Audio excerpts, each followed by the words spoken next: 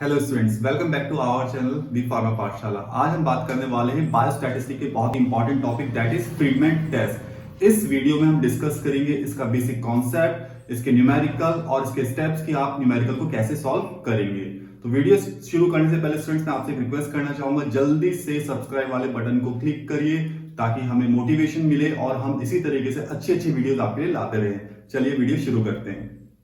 Friedman test. So student, Friedman test क्या है? Basically आपने देखा होगा कि वन वे एनोवा और टू वे एनोवा के अंदर जब हम वन वे एनोवा लगाते तो हमारे पास एक इंडिपेंडेंट एक डिपेंडेंट वेरिएबल था। टू वे एनोवा लगाए तो हमारे पास टू इंडिपेंडेंट एक डिपेंडेंट वेरिएबल था। तो कहने का मतलब है कि जब हमारे पास डेटा एक या दो की सीरीज में होता है तो हम वहां पे एनोवा टेस्ट यूज कर लेते हैं। ठीक है, डिस्ट्रीब्यूशन नोन होता है कि आपको कितना डेटा सेट गिवन है। ठीक है, लेकिन अब हम उस कंडीशन में क्या करें जब हमारे पास डेटा और ज्यादा आ जाए, तो उस कंडीशन में हम यूज करते हैं फ्रीडमैन टेस्ट का कि जब आपको ये नहीं पता होता है कि जो आपके पास डेटा है उसमें डिस्ट्रीब्यूशन कैसा है, कितनी क्वांटिटी में डेटा है, मोर देन 2 है, तो आप वहां पे लगाएंगे फ्रीडमैन टेस्ट। तो बेसिकली ये जो सब्स्टिट्यूट है एनोवा टेस्ट का है कि जैसा कि मैंने बताया आपको कि एनोवा टेस्ट में एक लिमिटेशन है कि आप एक ग्रुप में लगा सकते हो, दो ग्रुप में लगा सकते हो, बट मोर देन 2 ग्रुप्स अगर आपको यूज करना है तो वहां पे आप लगाएंगे फ्रीडमैन टेस्ट। तो सबसे पहले फ्रीडमैन टेस्ट को जो इंट्रोड्यूस कराया था वो साइंटिस्ट मिल्टन फ्रीडमैन ने कराया था, इसीलिए इनके नेम पे इसको बोला गया Friedman test. Now its assumptions. अब इसके एजम्पशंस क्या होंगे कि ये कैसे यूज किया जाएगा और किन कंडीशंस पे ये यूज किया जाएगा। So the first assumption is continuous, second one is random sampling, third one is enough data. तो स्टूडेंट, कंटिन्यूअस एजम्पशन का मतलब क्या होता है कि जो डेटा है आपके पास वो कंटिन्यूअस मोड पे होना चाहिए। कंटिन्यूअस मोड हमें बताता है कि जो डेटा है वो बिल्कुल सीरीज में होना चाहिए, सिमिलर डेटा होना चाहिए। जैसे सपोज कीजिए कि आपने किसी जो डोज कोई डोज थी उसको हमें इंजेक्ट करना है किसी अपने टेस्ट एनिमल के ऊपर और आपको सैंपलिंग करनी है पर आवर के अंदर। ठीक है ना, हर घंटे के अंदर आपको सैंपलिंग करनी है कि ड्रग कितनी रिलीज हो रही है या डिस्ट्रीब्यूट हो रही है। अब आपने पर आवर सैंपलिंग करना शुरू कर दिया है। आपने 5 घंटे तक तो कंटिन्यूअसली 1 आवर के बाद सैंपलिंग करी, लेकिन 5 घंटे के बाद आपने कभी 2 आवर्स का इंटरवल लिया, कभी आपने 5 आवर्स का इंटरवल लिया, मतलब आपने कंटिन्यूअस मोड में नहीं रखा। तो फ्रीडमैन टेस्ट का पहला अजम्पशन बोलता है कंटिन्यूअस, कि जो भी आप डेटा देंगे वो कंटिन्यूअस मोड में होना चाहिए। So the next assumption is random sampling. Yes, random sampling, जैसे कि हमने सैंपलिंग में देखा था कि हमारे पास सैंपलिंग की टेक्निक होती है रैंडम सैंपलिंग, उनमें से मेन होती है कि रैंडम सैंपलिंग का मतलब है कि जो डेटा है उसमें आप रैंडमली चूज करेंगे। ठीक है, डेटा को आप रैंडमली पिक कर लेंगे। तो रैंडमली पिक करने के मेथड क्या होते हैं, जैसे लॉटरी मेथड होता है या टेबल काउंट मेथड होता है, उसमें आप उसको रैंडमली पिक कर सकते हैं। सो डेटा आपको रैंडमली लेना होगा। नेक्स्ट है इनफ डेटा। इनफ डेटा का मतलब है स्टूडेंट्स यहाँ पे कि जो आपको डेटा सीरीज दी हुई है उसमें एटलीस्ट 5 नंबर्स आपके पास होने चाहिए, एटलीस्ट। ठीक है, अदरवाइज आपका जो कैलकुलेशन है वो प्रॉपर नहीं आ पाएगी। मींस किसी सीरीज में आपके पास 3 डेटा है, किसी में 2 डेटा है, किसी में 5 डेटा है, तो मतलब कहने का है कि आपके पास जो डेटा है वो इनफ साइज में होना चाहिए, एटलीस्ट 5 डिजिट उसके अंदर होनी चाहिए, तभी जाकर के जो फ्रीडमैन टेस्ट है ये वर्क करेगा। Next is formula. सो इसका फॉर्मूला है students 12 upon N K, bracket में k plus 1 summation R square minus 3n bracket k plus 1। ठीक है, तो यहां पे देख लेते हैं हम इनकी वैल्यूज क्या क्या है। जैसे फर्स्ट इज n। n क्या है, आपको जो भी गिवन डेटा है, आपको एक ग्रुप दिया है, एक ग्रुप दिया है, 2 दिए, 3 दिए, 4 दिए, हर एक ग्रुप में कितने नंबर अवेलेबल है। सपोज कीजिए जो पहला ग्रुप है, पहली लाइन है या पहला कॉलम है, उसमें 6 नंबर अवेलेबल है, तो आपका वहां पे हो गया n6। ठीक है, अब नेक्स्ट है आपका k। k मींस कि आपको कितने ग्रुप्स गिवन हैं, कितने ग्रुप्स के सेट गिवन है। आपको एक कॉलम गिवन है तो एक ग्रुप हो गया, 2 कॉलम गिवन है तो 2 ग्रुप हो गए। इसी तरीके से आपको 3 ग्रुप दिए हुए हैं तो 3 कॉलम हो गए। तो k का मतलब है कितने ग्रुप्स आपको गिवन है। यहां पे जैसे मैंने लिखा है ए बी सी, तो आपको यहां पे 3 ग्रुप गिवन हो गए। ठीक है, next is R. R means rank. तो स्टूडेंट्स यहां पे रैंक का यूज क्या है, बेसिकली ये इंपॉर्टेंट की पॉइंट भी है इस क्रुस्कॉल वालिस का कि इसमें हम एक तो एनोवा के बदले यूज करते हैं हम इसे, और इसमें हम क्या करते हैं, रैंक्स को इंट्रोड्यूस करते हैं। रैंक्स किसकी निकालेंगे, रो का, ठीक है ना। रो कैसे बनती है, जैसे आपके पास एक डेटा सेट गिवन है ए बी सी, तो रैंक किसकी निकालेंगे, रोज की। रोज हमेशा कैसे चलती है, ये हॉरिजॉन्टल फॉर्म में चलती है, इनको हम बोलेंगे रोज। तो इनकी हम क्या करेंगे, रैंक निकालते जाएंगे। तो यहां पे हम क्रुस्कॉल-वालिस टेस्ट में, फ्रीडमैन टेस्ट में हम क्या करेंगे, रैंक को भी इंट्रोड्यूस करते हैं। सो स्टूडेंट्स, अब फ्रीडमैन टेस्ट कब यूज किया जाता है, इसको कैसे यूज किया जाएगा। तो हमारे पास बेसिक कंडीशंस क्या है, जब हमारे पास कोई डेटा सेट है, उसके मीन हमें गिवन है, ठीक है ना, और तब हमें उस डेटा सेट को कंपेयर करना हो, तो हम फ्रीडमैन टेस्ट के थ्रू इसको हम कंपेयर कर सकते हैं और हम उसके रिजल्ट्स कैलकुलेट कर सकते हैं।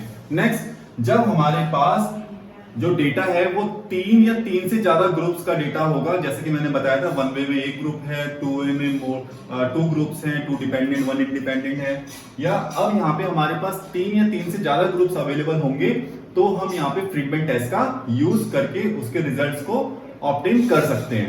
तो स्टूडेंट्स, फर्स्ट न्यूमेरिकल हमने लिया है यहाँ पे, calculate using Friedman test at 0.05 significant level. ठीक है, आपको इस गिवन डेटा सेट में आपको फ्रीडमैन टेस्ट के थ्रू कैलकुलेट करना है कितने लेवल ऑफ सिग्निफिकेंट पे, 0.05।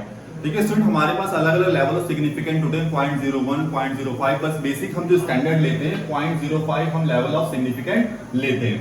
तो अब हमारे पास यहाँ पे जो डेटा है, देखिए आपके पास डेटा गिवन है ए बी सी, ये आपके पास क्वेश्चन है, 3 ग्रुप्स आपको दिए हुए ए बी सी, ठीक है ना। अब हमारी पहली कंडीशन ही क्या है कि जो फ्रीडमैन टेस्ट है मोर देन 2 मींस 3 या 3 से ज्यादा ग्रुप से वो यूज किया जाता है। तो हमारे पास ए डेटा सेट की वैल्यू गिवन है 302000, बी की भी वैल्यू गिवन है, सी की भी वैल्यू गिवन है। तो स्टूडेंट, आप इसको स्टेप वाइज भी इसका थ्योरेटिकल बना सकते हैं कि फर्स्ट स्टेप पे हमें क्या करना है, सेकंड स्टेप में हमें क्या करना है। तो फर्स्ट स्टेप में सबसे पहले आपको स्टूडेंट इसकी रैंक निकालनी होगी। रैंक मतलब जो, जैसे आपके पास 3 ग्रुप्स हैं, ठीक है, तो 3 रैंक निकलेगी। ए बी सी था, तो मैंने rank A, rank B, rank C में इसको डिवाइड कर दिया, ठीक है, फर्स्ट स्टेप। अब कैसे निकालेंगे रैंक इसकी, तो रैंक निकालने के लिए जैसे मैंने बताया था, रैंक रोज की निकलती। रोज कैसी होती है स्टूडेंट, जो हॉरिजॉन्टल चलती है। जैसे पहली रो कौन सी हो गई है, 3 4 6, दूसरी रो क्या हो गई है, 0 3 2, ठीक है। तो इनकी रैंक निकालनी है। रैंक कैसे निकालते हैं कि जो सबसे स्मॉलेस्ट वैल्यू है उसकी रैंक फर्स्ट होती है, जो उससे बड़ी है फिर सेकंड, फिर ऐसे, ठीक है। तो अब हम सबसे पहली रो लेंगे 3 4 6 की। आप नोटिस करेंगे तो 3 4 6 में सबसे छोटी वैल्यू कौन सी है, 3 है, ठीक है ना। तो जो ए के साथ है, तो इसलिए आ रहेगी यहाँ पे, हमने पहले वाले वैल्यू पे लगा दिया 1, इसके रैंक क्या हो जाएगी 1, क्यों, 3 सबसे छोटी वैल्यू इन 3 नंबर में, ठीक है। आपको पूरे डेटा सेट में नहीं देखना है, आपको सिर्फ पहली रो में देखना है अभी, क्योंकि हम पहली रो की बात कर रहे हैं। फिर अब आर बी, अब सेकंड नंबर कौन सा इसमें छोटा, देखिए आप 4 है, तो 4 को हमने दे दिया रैंक सेकंड। फिर थर्ड 6 है, तो 6 को हमने रैंक थर्ड दे दिया। तो इस तरीके से पहली रो की आपको क्लियर हो गया। अब सेकंड रो की बात करते हैं। सेकंड रो में 0 3 2 आपके पास आता है, ठीक है। तो यहाँ पे फिर रैंक लगाओ, सबसे छोटा नंबर कौन सा है, ए की बात करें तो 0 है, तो 0 की रैंक 1 हो गई। फिर 3 है, 3 छोटा नहीं है, बड़ा है, 3 की रैंक क्या होगी, अभी देखते हैं। फिर सेकंड नंबर क्या है, छोटा वाला 2 है, तो 2 कहां पे है, रैंक यहाँ पे इसके नीचे लिख देंगे हम 2, मींस जो नंबर की वैल्यू छोटी है उसको उसी रो के नीचे लिखना है। 2 कहां पे, सी के अंदर है, तो इसकी वैल्यू हमने दे दी 2। 3 कहां पे, बी के अंदर, 3 की वैल्यू कौन सी रैंक आ रही है, 3, क्योंकि 3 तीसरे नंबर पे आ रहा है नंबर, है ना। तो इसकी हो गई, देखिए 0 की 1 रैंक, 3 की 3 रैंक है, और 2 की 2 रैंक है। फिर थर्ड रो उठाई हमने, सबसे छोटा नंबर कौन सा है, 1 है, ठीक है। तो हम यहाँ पे रैंक दे देते हैं। तो पहले देखिए आप, यहाँ पे ए की 2 वैल्यू है, तो यहाँ पे हमने दे दिया इसको 2 रैंक, क्यों, क्योंकि सेकंड नंबर पे आता है। 1 सबसे छोटा है, तो इसको 1 हमने रैंक दे दी। फिर 4 है, 4 की सबसे बड़ा नंबर इस रो में, तो 3 रैंक आएगी, तो इसलिए हमने इसको दे दिया यहाँ पे रैंक 3। फिर इसी तरीके से इस वाले में चलेंगे, तो सबसे छोटा नंबर 0 है, तो 0 की आ जाएगी 1 रैंक। फिर 1 है, तो 1 की हो जाएगी 2, एंड 3 है, तो 3 की हो जाएगी 3 रैंक। फिर लास्ट वाले में भी ऐसे होगा, 0 की रैंक दे देंगे 1, फिर इसकी हो जाएगी सेकंड, एंड 4 की हो जाएगी 3। तो इंडिविजुअल रो में आपको रैंक देनी है, जो छोटे सबसे छोटा नंबर होगा उसको 1 देंगे, उससे बड़ा हो गया 2 और उससे बड़ा हो जाएगा 3 नंबर। अब नेक्स्ट स्टेप में क्या करना है स्टूडेंट, आपने इन रैंक का सम कर देना है, सम रैंक का सम कर दो।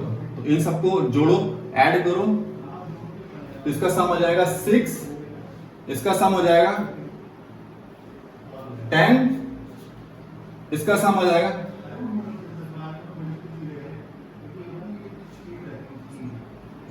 14, यहां पे आ गया 14 रैंक। ठीक है, अब रैंक देने के बाद स्टूडेंट अब हम चलते हैं अपने फॉर्मूला पे। तो फॉर्मूला हमारे पास क्या है, FR equals to 12 upon NK bracket में K+1 summation R square minus 3NK+1। तो आपको क्या क्या गिवन वैल्यू चाहिए, देखिए n चाहिए, k चाहिए। n क्या होगा हमारे पास, n इक्वल्स टू, जैसे मैंने बताया था आपको कि जो डेटा दिया हुआ है आपको 3 ग्रुप है, तो एक ग्रुप में कितने नंबर हैं, ठीक है ना, और हर ग्रुप में इक्वल नंबर होंगे वैसे। तो पहले ग्रुप में अगर आप काउंट करें 1 2 3 4 5 नंबर है, दूसरे में भी 5 है, तीसरे में 5 है, तो आप देख रहे हैं इक्वल नंबर डिस्ट्रीब्यूटेड है। तो हर ग्रुप के पास कितने नंबर है, 5, तो n हो जाएगा 5। ठीक है, एक ग्रुप में कितने नंबर है, ठीक है। फिर दूसरा आता है k हम कितना लें, k का मतलब है आपके पास कितने ग्रुप्स गिवन है। तो यहाँ पे A B C 3 ग्रुप्स हैं, तो k हो जाएगा 3।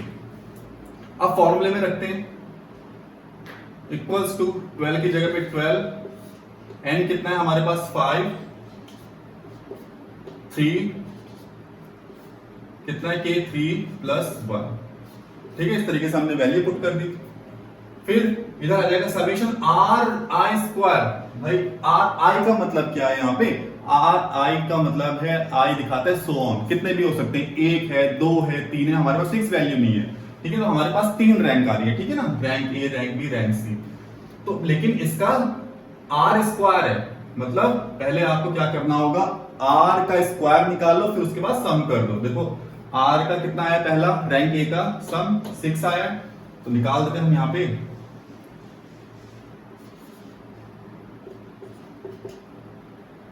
समेशन RI स्क्वायर निकाल रहे हैं, ठीक है। तो पहला R कितना है, 6 है, तो 6 का स्क्वायर कितना होता है 36, प्लस 10 का स्क्वायर कितना होता है 100, प्लस 14 का स्क्वायर करने पे आएगा 196। अब इन तीनों को क्या करना है, ऐड करना है, क्योंकि आगे सम का साइन लगा हुआ है। तो इन तीनों को ऐड जब करते हैं हम, तो आ जाएगा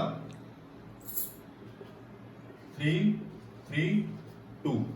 ठीक है, अब हमारे पास आगे सम RI स्क्वायर, ठीक है ना, इसकी वैल्यू हमारे पास गिवन है, n भी गिवन है, k भी गिवन है, तो हम वैल्यू को रख देते हैं। तो कितना आ रहा है 332, तो यहां पे आ जाएगा हमारे पास 332 माइनस 3, n कितना है हमारे पास, n इज 5, k कितना है 3 + 1। इस तरीके से हमने सारी की सारी वैल्यूज पुट कर दी है। ठीक है स्टूडेंट्स, तो स्टूडेंट्स कैलकुलेशन करने पर 12 15 और ब्रैकेट में 314 है, तो कितना हो जाएगा इंटू 4, और यहाँ पे मल्टीप्लाई में है, तो ये हो जाएगा 332, ठीक है, माइनस 15 और ये है 314 इंटू 4। ठीक है, तो अगर आप इसको डिवाइड करते हैं तो हो जाएगा 3 4 जा 12, 3 5 जा 15 एंड 4 से 4 कैंसिल गया, और 5 से अगर 332 को करते हैं तो ये हो जाएगा 5 से 30, 5 से 30, 5 4 जा 20, तो ये आ जाएगा इक्वल्स टू 66.4 माइनस 54 जा 60 इज इक्वल्स टू 60 में से 66.4 अगर हम करते हैं तो ये हो जाएगा 6.4 is the answer. In the last आपको अब कैलकुलेट करना होगा डिग्री ऑफ फ्रीडम। तो डिग्री ऑफ फ्रीडम कैसे निकालते हैं student, DF is equals to K minus 1। तो K हमारे पास है 3 माइनस 1 इक्वल्स टू 2 हो जाएगा। तो अब हमें क्या करना है, यहाँ पे फिर दोबारा से टेबल चेक करनी है। टेबल पे हमें वैल्यू देखनी होगी कि डिग्री ऑफ फ्रीडम पे 2 वैल्यू पे कितनी वैल्यू आ रही है। तो हमारे पास जो वैल्यू आ रही है डिग्री ऑफ फ्रीडम पे, जैसा कि आप टेबल में देख रहे हैं, दैट इज इक्वल्स टू कितने लेवल ऑफ सिग्निफिकेंस पे, 0.05 लेवल ऑफ सिग्निफिकेंस पे आपको 2 डिग्री ऑफ फ्रीडम पे वैल्यू चेक करनी है कि कितनी वैल्यू आपकी गिवन है। तो आपकी आ रही है 5.99 जैसे कि आप टेबल में देख रहे हैं। और अब इस वैल्यू को क्या करना है, कंपेयर करना है हमारी कैलकुलेटेड वैल्यू से। हमारी कैलकुलेटेड वैल्यू है 6.4, ठीक है। अब हमारी जो कैलकुलेटेड वैल्यू है, इस वैल्यू से जो टैबुलेटेड वैल्यू से ज्यादा है, तो यहां पे जो हमारी नल हाइपोथेसिस है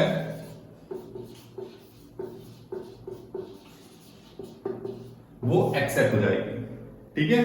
तो इस तरीके से आपको कंपेयर करके अपने आंसर बताना है, जो डिग्री ऑफ फ्रीडम की उस पे बेस होगा। सो स्टूडेंट्स, ये था complete overview of Friedman test का। इसमें हमने इसके बेसिक स्टेप्स, इसका कॉन्सेप्ट और इसका न्यूमेरिकल भी सॉल्व किया। सो स्टूडेंट, इससे रिगार्डिंग अगर आपको कोई भी डाउट हो तो कमेंट सेक्शन में जल्दी से जल्दी मेंशन करें, मैं इसके रिप्लाई जल्दी से जल्दी करूंगा और आपकी प्रॉब्लम को सॉल्व करूंगा। तो स्टूडेंट्स, लास्ट में आपसे रिक्वेस्ट है, जल्दी से हमारे चैनल को सब्सक्राइब कीजिए ताकि हमें मोटिवेशन मिले और हम इसी तरीके से अच्छी अच्छी वीडियोस आपके लिए लेके आते रहें। तब तक के लिए keep watching and stay healthy.